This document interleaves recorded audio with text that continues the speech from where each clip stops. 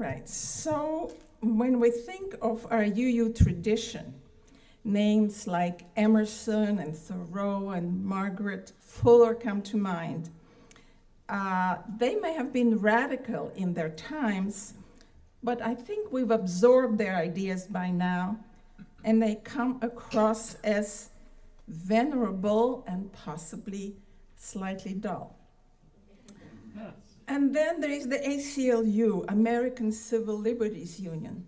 Most of you are probably familiar with some of the causes they litigated: affirmative action, birth control and pro-choice legislation, free speech, human rights, immigrants' rights, LGBT rights, and many others.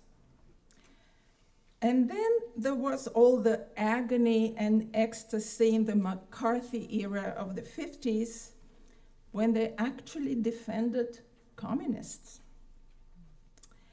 And the guy who founded, and Nazis, she says, at a different point, yes, right?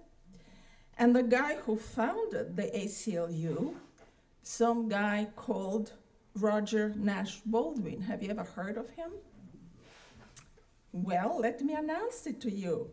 He's one of ours. He is our own Unitarian before they came together with the Universalists. So the founder of the ACLU was a Unitarian. Well, I'm not sure why I was so surprised, and it looks like maybe you would be surprised as well, but there were more surprises in store. This well-to-do, pedigreed Bostonian, whose family was connected to all kinds of Unitarian notables, and who was fond of his memories as a child in the Sunday school of the Unitarian Church of Wellesley Hills, Massachusetts, turns out to have been influenced by Emma Goldman. Now, I was surprised to find the reading that Debbie read, that Barbara read, that we had actually something that Emma Goldman wrote that's in our hymnal. So who's Emma Goldman? Well, have you heard of her? You've heard of Emma Goldman, but not at Roger Baldwin. All right, good, all right. So I had seen the movie Reds by Warren Beatty a long time ago, and so that gave me the idea that Emma Goldman was some kind of a radical, controversial person active in the early 20th century. Okay, first a few words about Roger Baldwin, who was born in 1884. Apparently, his Sunday school sowed the early seeds for which to be a service to others. He went to Harvard, after all, the expected thing to do, and on the advice of Louis Brandeis, the future Supreme Court judge, no less, sort of was advised to go west, young man, and he ended up in St. Louis, where he became chief probation officer of St. Louis Juvenile Court, and then co-authored a book about the juvenile court system, and became fairly, known as a result of that. And it was in St. Louis that he became interested in Emma Goldman's ideas, and as a result, became active in the World War I movement against the World War I movement. He was with the movement against going to war in World War I. He was then arrested in 1917 for violating the Selective Service Act. He moved to New York at some point, and concerned about the plight of wartime dissidents, became the head of something called at the time the National Civil Liberties Bureau, and then that became the ACLU, the ACLU. And here are some of the notorious cases that he litigated, or that the ACLU litigated. There was the Sacco and Vanzetti case. Yes, you know about that, when I didn't know all of it, but here it goes. When two Italian-born anarchists were accused of murder during a robbery in Massachusetts, the trial, however, was riddled with questionable practices, but the defendants were convicted and executed just the same. Then there was the Scopes trial, when a young science teacher was tried in Tennessee for teaching evolution. Have you seen that movie, Inherit the Wind, where Spencer Tracy plays another one of our famous UUs, defense attorney Clarence Darrow? And then there was the Scottsboro trial. Black teenagers were accused of raping a white woman, which at the time called for a death sentence in Alabama. Multiple trials and appeals ensued, but in 2013, Alabama's parole board voted to grant posthumous pardons to the Scottsboro boys. I'm sure they were pretty excited about that.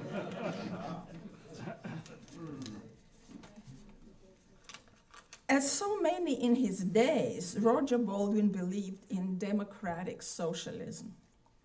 He traveled to the Soviet Union in 1927, was favorably impressed, and wrote a book, Liberty Under the Soviets. Later, however, as more information came out about Joseph Stalin's regime, he became disillusioned and called it a new slavery. This set the stage for a number of dilemmas for Baldwin and his leadership of the ACLU. On the one hand, he was a staunch believer in the First Amendment and committed to defend free speech as an essential expression of civil liberty. On the other hand, he led a campaign to purge the ACLU of Communist Party members. In 1947, General Douglas MacArthur arranged for Baldwin to serve as a civil liberties consultant in Japan. He maintained an office in the Secretariat building of the United Nations and continued as a consultant for the International League for the Rights of Man. Described as the underdog's best friend, he was awarded the Medal of Freedom by President Carter in 1981. So he had a long life, and he died that same year of 1981. So if Roger Baldwin was the underdog's best friend, then Emma Goldman surely qualified for the title of underdog. She had been born in 1869 in a small Lithuanian town in the then Russian Empire. Her family was Jewish and poor. Her parents' marriage had been arranged. Her mother was distant. Her father was downright brutal. The Goldmans moved to Königsberg, Prussia, and then to St. Petersburg, but her father's business failed once again. Emma begged him to let her go to school, but he told her, "Girls do not have to learn much. All the Jewish daughter needs to know is how to prepare gefilte fish, cut noodles fine, and give the man plenty of children." Well, he was talking to the wrong girl. She rebelled and declared for all to hear that she would only marry for love. However, she was young and naive, and she worked in the corset shop, and then a customer invited her out, and the result was rape. So at some point, Emma's older half-sister emigrated to the United States, and in 1885, Emma joined her. But her job as a seamstress lasted 10 hours a day and paid a pittance. She had been passionate about educating herself and had read some of the books which galvanized Russian opinion to work towards social and political change. And also, there was a lot of turmoil associated with that, and the assassination of Tsar Alexander II in 1881 by anarchists sort of really I'm sorry, of course, 1881, sort of, made a big impression on her.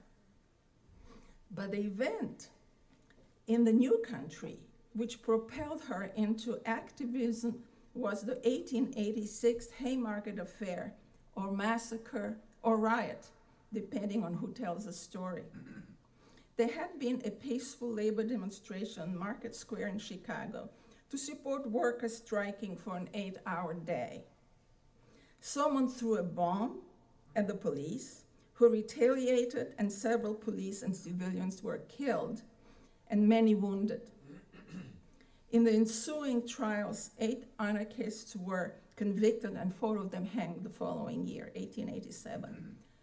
However, once again, the proceedings were subsequently deemed a failure of justice. I won't go into the detail of the trial, but that was pretty much the consensus. So Emma Goldman became involved with the anarchist movement in the US and met a man called Alexander Berkman, who believed in the propaganda of the deed. That is, that the initiation of a violent act would cause the oppressed working class, the oppressed masses, to shake off their apathy and rise to demand change. Well, they decided to test this conviction by planning to assassinate Henry Clay Frick. Has any of you visited the Frick Museum on Fifth Avenue? Isn't it a beautiful mansion and has the most incredibly beautiful, valuable artwork there? Have you, since you were there, have you read any information in the flyers about the fact that he had been responsible for the death of both workers and guards in 1882 when there was a steelworkers protest at Carnegie Homestead plant? So the idea of assassinating him was like a retaliatory idea.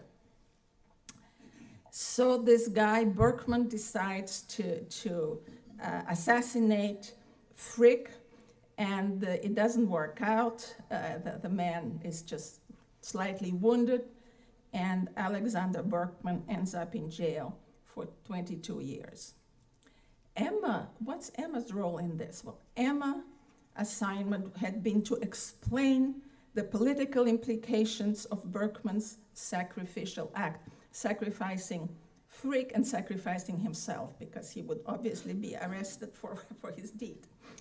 But the working class did not rise, not at all, and everyone, including all their anarchist friends, decided that was what they did was stupid, and they didn't agree. Well, in the meantime, the 90s were a time of severe economic crisis. Emma Goldman had discovered in herself a great gift of public speaking. I don't believe she had to read anything when she was addressing the crowds. And so she became famous addressing meetings and crowds. And she was arrested for inciting to riot. She refused to snitch on her fellow activists, was deemed a dangerous woman, and sentenced for a year in jail. During that time, she rounded out her Russian readings with some American ones. For example, Ralph Aldo Emerson, Henry David Thoreau, Nathaniel Hawthorne, Walt Whitman, and John Stuart Mill, who was a British Unitarian. Well, maybe I had been a little too hasty in dismissing those venerable Unitarians. Emma also studied medicine in jail and became a midwife, but she could not, for some reason, practice her profession in the United States and traveled to Europe. And there she met famous Italian, Russian, French anarchists and continued her lecturing both in Europe and back in the US. Now, in 1901, President McKinley was assassinated. Here's an assassination that worked. And the name of the guy was Leon Czolgosz, a man suffering from mental illness.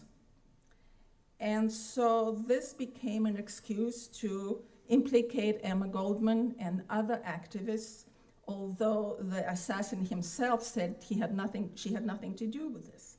So there was, of course, a huge outcry. She was arrested, harassed, vilified in the press, and withdrew from public life for a little bit. So in 1906, Emma Goldman founded a magazine called Mother Earth. Not Mother Jones, Mother Earth. She was even ahead of that time.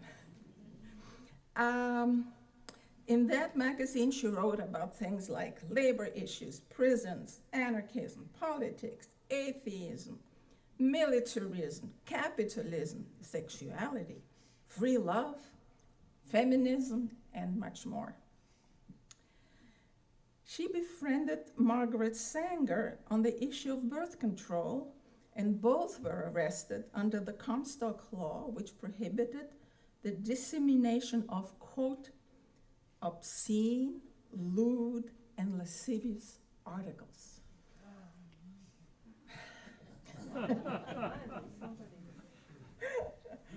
Okay. Well, then she was imprisoned again a few years back for opposing the conscription law during World War I. And she and her friend Alexander Berkman were deported, where to? To Russia. Like Roger Baldwin, she had been favorable to the revolutionary events in Russia.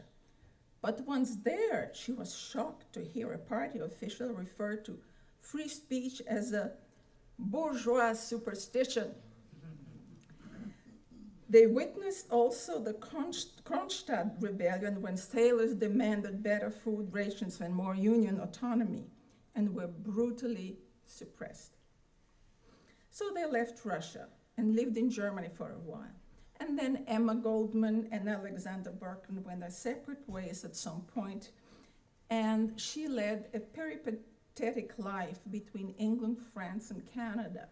Remember, she couldn't come to the US. And this kind of life made her feel at odds with the world and misunderstood by all. I mean, after all, liberals accused her of extreme radicalism. Communists ridiculed her for anarchist idealism. In 1928, while in France, she wrote her autobiography, Living My Life, and it was very well reviewed. And finally, in 1933, she was allowed to lecture in the United States on condition that she would not speak or address current political events at all. She was not allowed to stay on for very long.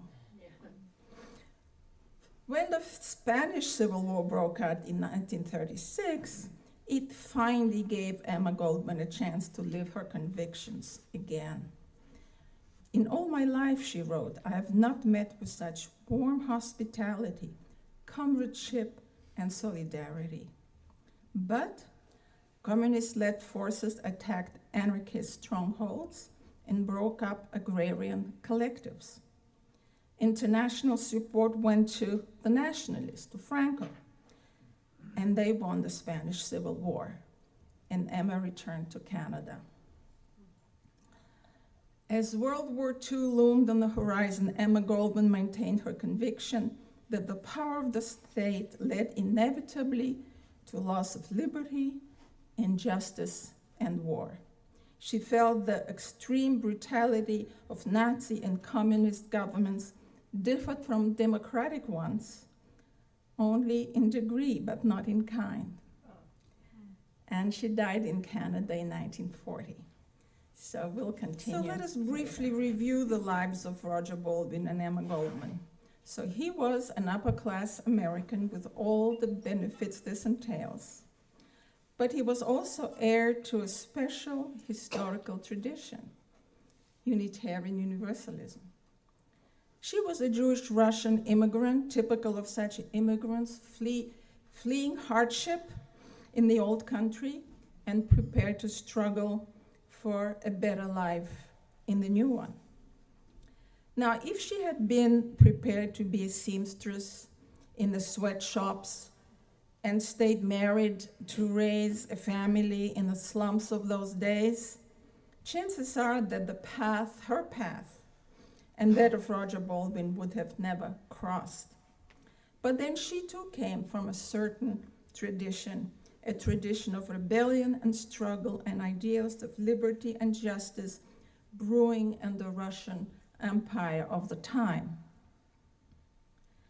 And the country she came to was not exactly a manifestation of the American dream either. It was what is known as the Gilded Age, a designation coined by Mark Twain, who noted the wild discrepancies between rich and poor. This period witnessed the industrial expansion in the North and the development of the West, while the South, devastated by civil war, remained economically stagnant. It is also associated with a large influx of immigrants who contributed to all this expansion and were instrumental in the rise of urban centers. So the robber barons and bankers who had made their fortune off railroads and manufacturing and mining and oil continued to fuel pro-business politics right into the roaring 20s and all the way to the 1929 crash. Opposition movements existed, but they were weak and lacked organizing cohesion. The panics of 1873 and 1893 had already caused much discontent, but poor whites and poor blacks in the South could not overcome traditional racial barriers. Nor could the native-born, primarily Protestant, accept an alliance with the urban Irish, Italians, and Poles, who were Catholic, or with the Jews of Eastern Europe. So union organizing was sort of active, but diminished after World War II and the Red Scare of the Russian Revolution, and union busting became a kind of popular sport. We have seen how Roger Baldwin and Emma Goldman struggled to address these problems. Given the people they were, their approach was necessarily different. His background prepared him to seek redress through the legal challenges of unjust institutions. Emma, on the other hand, had been prepared by the dismal circumstances of her youth and as an underdog class position to cross many more boundaries. She was declared one of the most dangerous people of her day by Herbert Hoover because she refused to bow down to any of the institutions held sacred by the established order. She called her visionary anarchism an aristocracy of the spirit.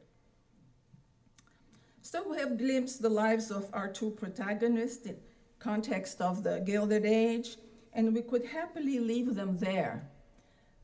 But of course I won't do that. I can't help wondering what they would say and do if they lived today.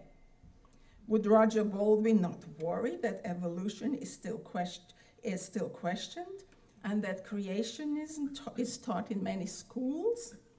Would he not urge a new Scopes trial? And in connection with the Scottsboro boys, particularly since he used to live in St. Louis and was familiar with the juvenile court system there, would he not be concerned, not to say appalled, by the Ferguson events there? And then remembering the execution of Sacco and Vanzetti, the Italian anarchists, would he not question our current zeal to go after terrorists anywhere in the world using drones to kill them? No trials? Would he be upset about our wars in Iraq and Afghanistan and Libya and Somalia and Syria? And Emma Goldman, would she feel confirmed in her conviction that all states are inherently about repression if she knew about the invasion of her privacy by the NSA? Would she deplore the victory of capitalism, even in Russia? Would she harp on her notion that democracies are all about the buying and selling of elections? And what about the repudiation of women's rights to contraception in a number of states? Somehow, I can see her addressing the Occupy Wall Street in Zuccotti Park.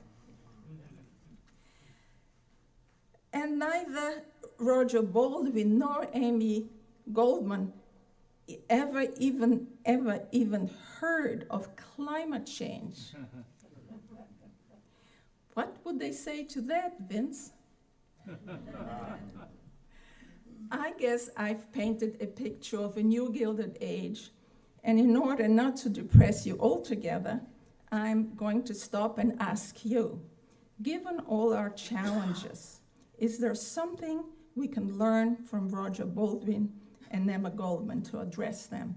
Please feel free to question anything I said and to tell us, what are we going to do?